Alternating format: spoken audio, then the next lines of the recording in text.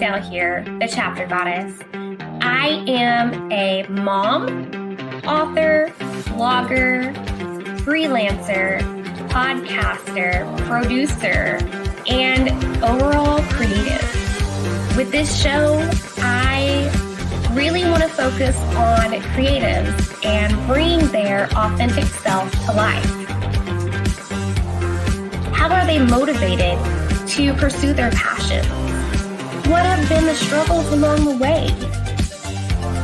Does self-care play an important role in who they are today and how they connect with the creative flow?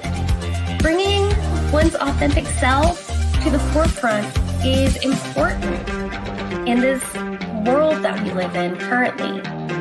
Sharing your self-care, your tips, and how you stay on track for things without losing it completely is also important. Self-care is not talked about enough, and authenticity and self-care are what I like to highlight with my creatives, as well as getting to know them. So get ready for a fun and entertaining show. Hit the like button, subscribe if you haven't already, and let's get ready to meet this episode's guest.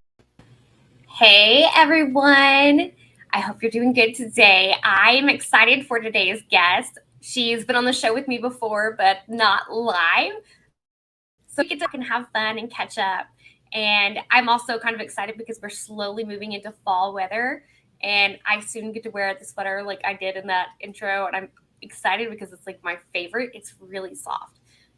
Also bear with me because my internet is once again being crazy and it did not want to work earlier. So let's cross our fingers and hope it works and stays stable. But let me bring in today's guest. Hit that like button, subscribe if you haven't, and let's get ready to have some fun. Hey, Joanna, welcome back. Thank you for having me back. And for a person who's had a podcast, yes, your listeners, like, subscribe. I know the work that goes in, and you have a real good show. So yes. I do work really hard on it. And it's a lot of fun, I have to admit. Despite being tired like all the time, it's totally worth it. Yeah.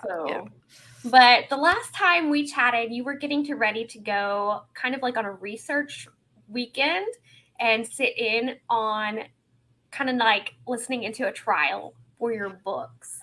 So, and before we dive into that, go ahead and tell our listeners and viewers about your books because some of them may not have seen the previous episodes. So I write legal thrillers. I used to work in the prosecutor's office I'm in Nanaimo as a Supreme Court assistant. I'm from Canada, Vancouver Island. I've been to California. I've been to Oregon, Maui, and literally, folks, if you're in California, just drive north, right? Drive north to Vancouver, hop on that little ferry, and you're on Vancouver Island. So, I used to work as a Supreme Court assistant in the prosecutor's office. And at that time, I've been writing, I guess you could say, over 20 years, on and off. I'm now seriously, I think I'm like 6 years in now, right? Yeah. And at the time when I started, there weren't legal thrillers showing Canadian law. And it really frustrated me. And we were being told in Canada that we are supposed to situate our stories in the US if we wanted to sell anything. And that drove me nuts. And I actually tried to do like a crossover, but there's just too many terms. For example, we'll have a sheriff who appears in the courtroom, escorts prisoners, that sort of thing. Your sheriff is law enforcement, like police, isn't it? Yeah. So I'm glad to see the times have changed. And now Canadian legal thrillers are being accepted. And I like illustrating motorcycle illustrations. So my heroine, she rides a motorcycle. Yeah. Awesome. And I totally forgot about that difference between the two. The last time we talked, we went into that a little in depth. And you guys, that episode is on my YouTube channel if you want to go back and check it out. We really dove into the differences. And I'm excited that you are writing in that because others need to know about it. Like, I would not have known there was a difference had we not talked about it. Yeah. Well, our lawyers, when you get to Supreme Court, the Crown and the defense, they wear robes. They wear these big, long black robes with the little tabs, and it's very, very formal. And it's a little bit of difference. We don't wear the wigs anymore. Like, I mean, I years, decades ago, they used to wear the little white wigs, but not anymore. Thank goodness. Although that would be kind of cool, not gonna lie, but I bet it would get itchy, like sitting there. And we have somebody joining us from Facebook. They said, I love sweater weather. And yes. Yeah. But so how was it sitting in the courtroom and kind of like researching for your stories? What was that experience like? Well, I sat in a courtroom, oh gosh, I'm just thinking a few times. And in Canada, it's just knowing when to, how do I want to say this? Just the procedure, standing, sitting. It's familiar, but it's been a while since I've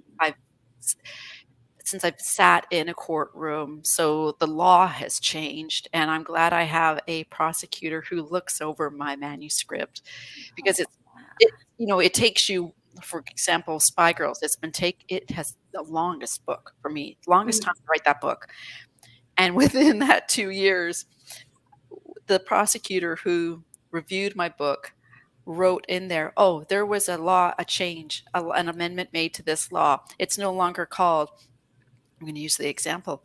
Actually, my editor caught this. She said, it's no longer called a firearms acquisition certificate. It's a possession and acquisition license, to have a firearm. And I'm just like, oh, I didn't know that, right? Yeah. So it's nice to have the prosecutor and the editor, checking up on that. Yeah. So, Especially because you write more modern, like your characters are more modern times than like back in the past. Yeah. Ooh. But we still like when you walk into a courtroom. Now, I wonder if this still happens, because this happened to me. When I was working at Crown, I walked into the courtroom and I had like a little beret on, it was fall weather, and I had a little beret on, and the sheriff is sitting, in front of the bench, and he just taps his head and he's looking at me, and I'm like, what's the problem, right? Take it off. Yeah. So that's I walked scary. Like, oh, I'm sorry. I delivered the file, walked back, stopped, did the little bow to the judge, and walked out. And I was wondering, why was he pointing at his head at me? And and when I went back, they told me, you're not supposed to wear a hat. You're not supposed to wear a hat when you walk into the courtroom. Okay. Ooh. And I was like, oh, yeah. Like, you told me that after the fact? I mean, hello, it's not like you didn't see me going in. Yeah. Oh, Yeah. So I had one more story of me in courts. Again, I was just new, and I was the very first time I had to deliver a file to the prosecutor, and I remember saying to my coworkers, so I just walk into the courtroom, and they go, you walk into the courtroom. It doesn't matter if what's going on. Just, be respectful, walk in, give your lawyer that file, and walk back out. But remember to bow. Well, I was so nervous, Madilynn. I walked in, gave her the file, turned around, and instead of bowing, I curtsied, and then I spun around and left. And I remember the clerk was looking at me like, why is she curtsying? That is awesome. And our Facebook friend says, historically, men were supposed to remove hats, but not women. Interesting to know that's changed. Yeah. I mean, that's kind of, I guess when I was younger, they always asked the males to remove hats when coming in like special buildings, but the women weren't pestered about it. That's interesting. So, man. So what juicy tidbits did you take away for your work in progress? Well, it was a combination of things. For example, I want to make sure I don't do the boring details. It There's had totally nothing boring about going into the courtroom. well, it had to do with a traffic ticket. And my spouse's brother, he got a traffic ticket again years ago, because he muscled up cars. Okay, so he had like this little beater car, but he put like a V8 engine in it. Okay, and he got caught just racing down the road, Ooh. and he was given a ticket. Well, in our country, for traffic tickets, how it works is the police officer who's issued you that ticket. Like if you dispute that ticket, you can dispute it. You can say, no, I'm not going to pay this, and I want to appear in court. So if the police officer doesn't show up, that ticket can be thrown out. Ooh. Because you're innocent until proven guilty, right? Yeah. So what happened is I used this incident with my brother-in-law where he showed up in court. The police officer forgot to show up, and the judge looked at the ticket and what he was charged with, and the judge said there's no way, let's say, there's no way a Volkswagen Bug can go like 60, 70 kilometers per, like miles per hour. There's just no way. This is ridiculous. There must have been a mistake. Dismissed, right? Yeah. And my brother-in-law, he didn't say anything. He was like, yeah, like you're right. Yeah. Okay, right? Nobody knows what I have under the hood, right? Yeah. Vanessa was one commenting, so she jumped over to YouTube to let us know that she was hanging out with us. She also mentioned, mostly because women's hats were usually pinned to their heads. LOL. It's true. Yeah. So he totally got away with the ticket and everything. Oh, yeah. Nice. So I thought I'm going to use that, So, yeah. Ooh, that is fun. And it's so exciting that you're pulling real life events into their stories. Which go ahead and tell everybody a little bit more about the sisters behind the stories. Okay, so you have Jade, who's a lawyer. And I say that because in Canada, you have a prosecutor, they're called Crown Counsel or Crown Prosecutors. And sometimes if there are too many court files, or if there's a conflict, let's say the Crown Prosecutor knows who's being charged, okay, then they can do what's called ad hoc. And that's ad hoc that file out to a criminal lawyer who will act as a prosecutor, okay? So that is the only way I've been able to write this series, because I have to have Jade, my heroine, be impartial, okay? She can't know, okay, the people on the file, which is what gets her in a little bit of trouble with Spy Girls, okay? So then I'm like, okay, well, how is she going to investigate? Because she needs to remain impartial, okay, and not biased. So then I have her younger sister, who also rides a motorcycle. She's a personal trainer. I used to be a personal trainer. And she's had a rough go of life. Like life hasn't been so kind to her. And so she won't think twice. She has maybe a few anger management issues. Okay. So she won't think twice of literally getting her hands dirty. Okay. Yeah.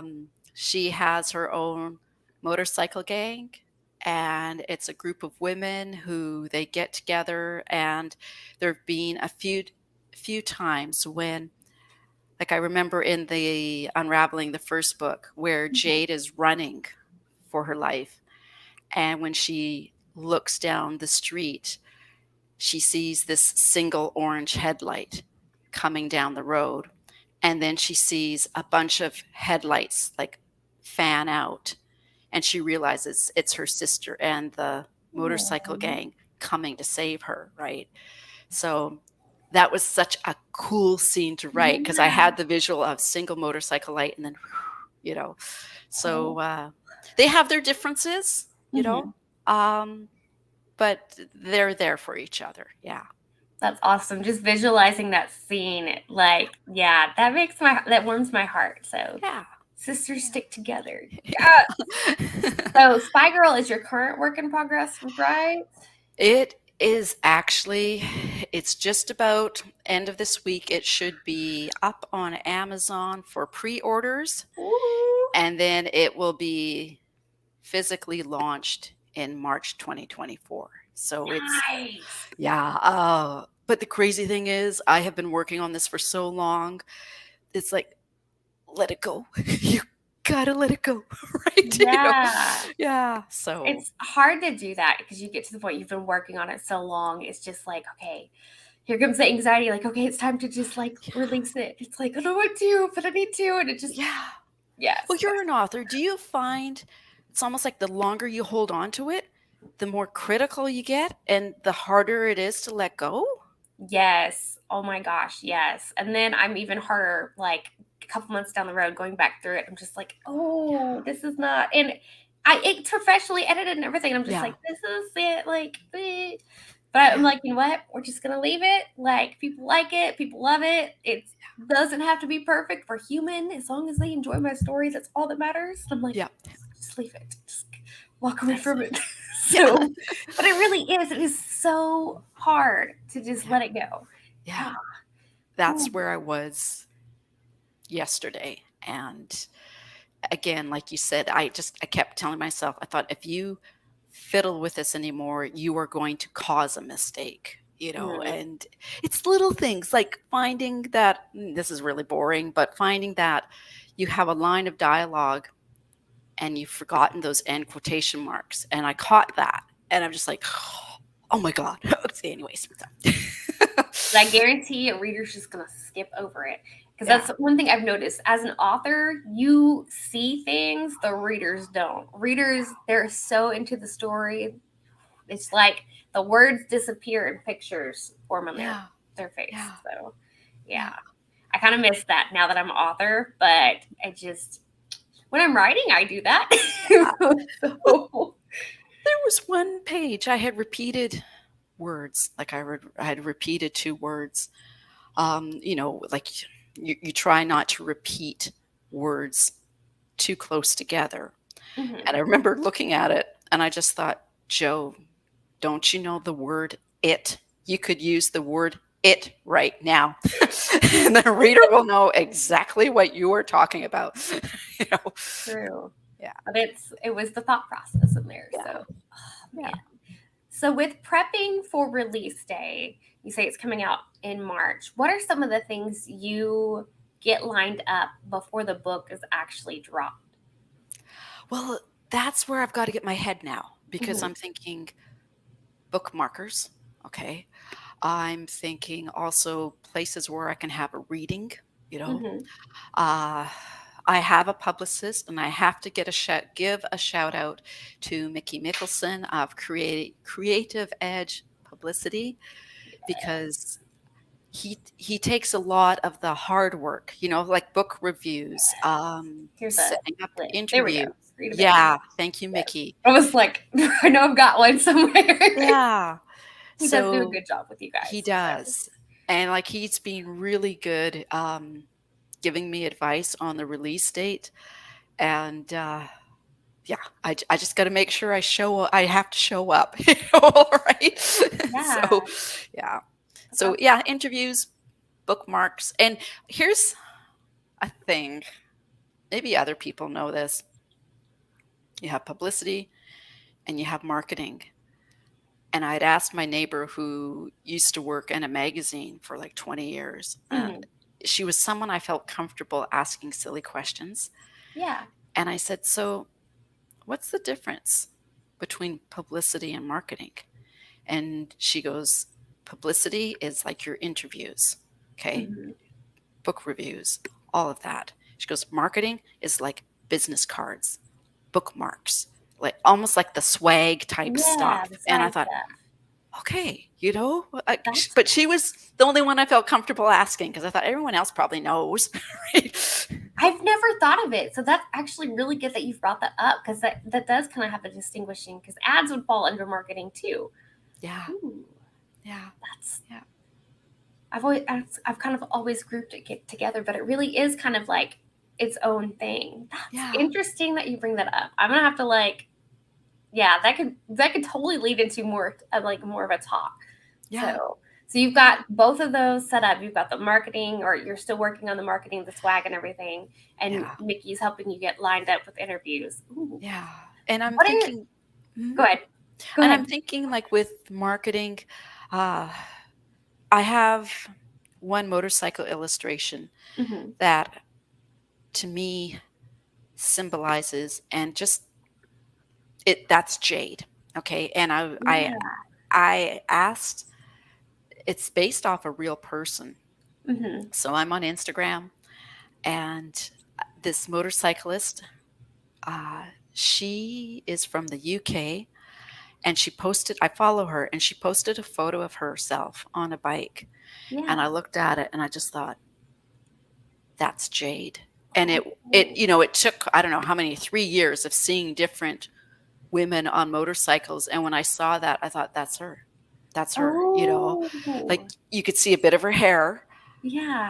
and just her eyes, because she had her Mm-hmm. helmet on and she was riding this really cool bike, okay, a Royal Enfield, and just how she was sitting there holding the bike. And I asked her permission. I contacted her, Lauren Mayer, and Yeah. I said, can I please illustrate this? And I told her why. And I just said, this image is jade. This is my heroine. So I'm thinking maybe with marketing, offering like cards with Yeah. this image on it, You could do something little like that. postcards and put like a Yeah. blurb, or like have a phrase from the story from. Oh, that's such a good idea. Yeah. And Madilynn, I'd say I have that's like little postcards, because the last I was at WriterCon/ReaderCon like a week or two ago, and the girl next to me, oh my gosh, I'm blanking on her name, but she had the most gorgeous postcards, because her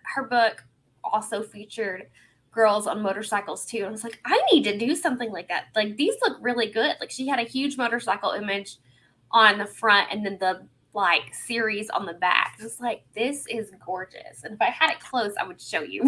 well, I just scribbled down your idea. Postcards, characters, right? Yes, Yeah. it's so fun to do those. And like, that's one of the, I'm adding that for mine. I may not have a motorcycle, but like the shifters and stuff from my books, I'm like, that would be a perfect image. So yeah, That would be beautiful too. yes. Oh my gosh, I've been playing around with like making stickers and stuff too.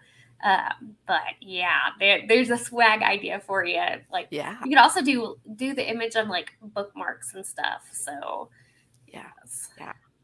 Gosh, I Yeah. love swag. There's so many different ideas. I've determined that that's like my new thing when I go to conventions, is get more swag ideas. more Just go around. Yeah. Yeah. So, oh.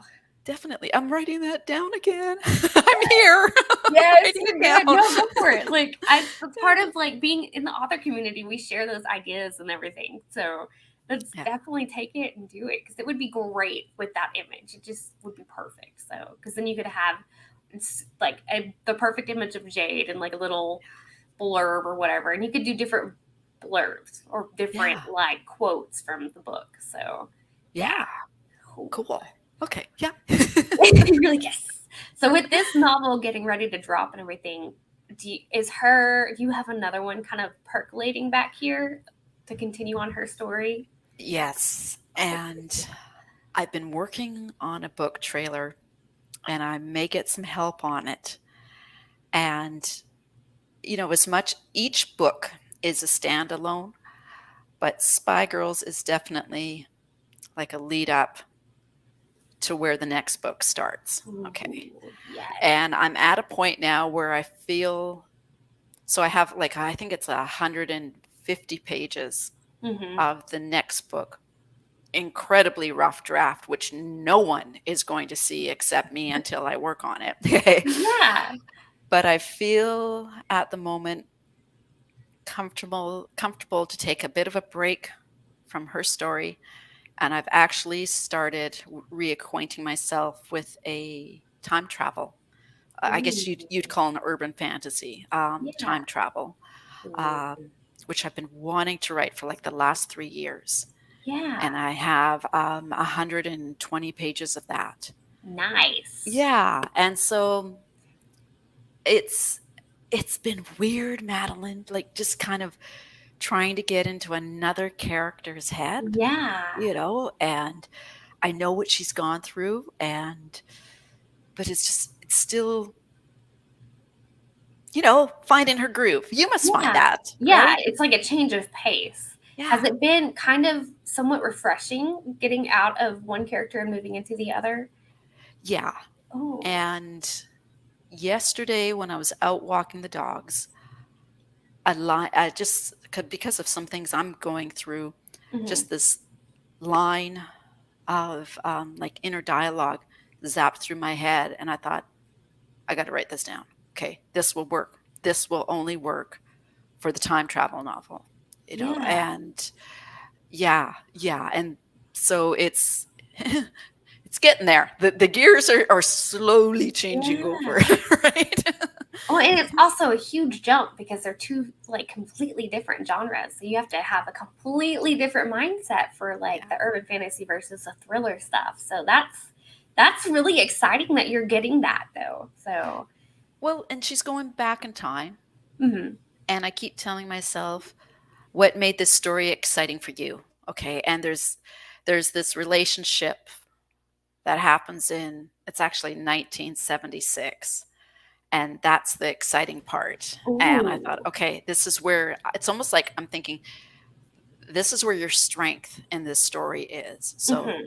this is what you should focus on, and yeah, I was reading a just rough scene last night, and I thought, this is sad, but I thought, okay, this is Ooh. good. If I'm thinking it, and this is Yeah. like porridge, keep it. Yes. Yeah, If you feel those emotions, you know that it's coming out in that story. yeah, Ooh.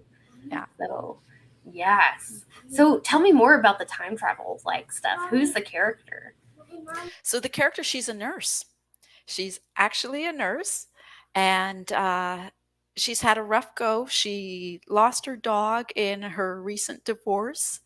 That does get addressed and remedied, okay? And she finds an old switchboard in this house she buys. And this switchboard is what helps her travel in time. And it's like it's one of those things where I want her as a nurse unknowingly to go back in time to save someone, but then only to find out that that individual she saved, um, you know, his bloodline has produced someone who's very, very nasty, Oh okay, in the no. present. So there's that dilemma. Like, if you had the chance to go do it over again, what would you do? And having an emergency room nurse as our oldest daughter's an emergency room nurse, you know, they advocate for their patient. Yeah. It doesn't matter what type of lifestyle you live. If you are a suspected murderer, um, if you're suspected of committing, a brutal assault, and you get assaulted at the same time, when you are wheeled into that emergency room, that their goal, their mandate is to save that life. Yeah. They're not there to judge what you've done, who you've hurt. If you are a patient who has come in and you have stab wounds because you also stabbed someone, they're going to they're going to do everything they can in their power to save you. And Yeah. then all that other stuff is what gets addressed in the legal system with the police, right? So it's a tough issue. It's a Yeah. tough That issue, right? is. And I don't know if I am I know I'm not strong enough mentally to be a nurse and deal with issues like that, or just even be a nurse. That takes a special person to do that Yeah, sort of it job. Yeah. does. Oh, yeah, it does. Man. That also opens up a lot of like inner dialogue to play with her. Oh, 'cause that's a Yeah. huge, like, could tear your heart out kind of thing. Decision. Yeah. Well, I've been reading nurse memoirs, Mm-hmm. and it just I'm like, every person in the world should read this memoir, know, right? So yeah. But just to get in there, right? Yeah. Vanessa says, yeah, I couldn't be a nurse. Could be a either. nurse. Yeah. Hi, Vanessa. Yeah. And I have to admit, my brother-in-law and my sister both are nurses, and some of the stuff they've seen and had to deal with, I'm just like, okay, there's no way. So, I mean, I worked in the health field for a little bit, but as a physical therapy assistant, I didn't have to like deal with that kind of stuff. And it's just what a ball game. One example which I want to use is in this memoir, the nurse goes into more details than anything I'm going to do. Mm-hmm. But she mentions, you come home from work, and while you've been on shift, a patient coded on you and died. And you did everything you could to try to save this patient, and you couldn't. And you walk into your house, your partner says, so how was your day? And, like from my daughter, she has said, it's not fair on my partner to just download and tell them what I've just dealt with, because they're standing stunned, like they've been hit with a bus thinking, but so it's how do they cope, with what they do. Yeah. Oh man. Yeah. You got to have like, I don't know, almost like a heart of steel. I don't know. It's like so different. It's not because they have a great heart, but it's like super tough. Yeah. Oh, man. Yeah. Well, Joanna, we have reached the end of our time, and I would love to chat more about this. We may have to revisit this on another day. Yeah. But go ahead and tell our listeners and viewers where they can snag copies of your book and follow you. Okay. Well, I'm on my website is joannavandervlugt.com.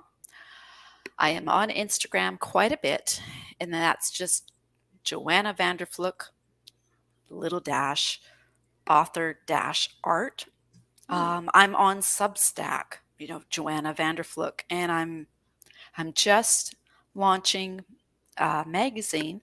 It's called SAM, SAM, SAM Magazine, and it's going to feature authors and artists. And if anyone just Google SAM magazine, they'll see the website for the magazine. Yeah. Awesome. And you guys watching, I've got the link to her website in the description. It should be in the post if you're watching from Facebook. I forget how Facebook organizes it. But thank you again, Joanna, for being on the show. And you guys make sure to hit the like button, subscribe, and show us some love. So we'll see you guys soon. I hope you enjoyed the show. Don't forget to hit that like button and subscribe to get future notifications when shows come out. Also, be sure to check out my website. I have a blog featuring this creative with some other fun and interesting questions. You can also subscribe to my newsletter there to stay up to date with all things the Chapter Goddess and Madilynn Dale.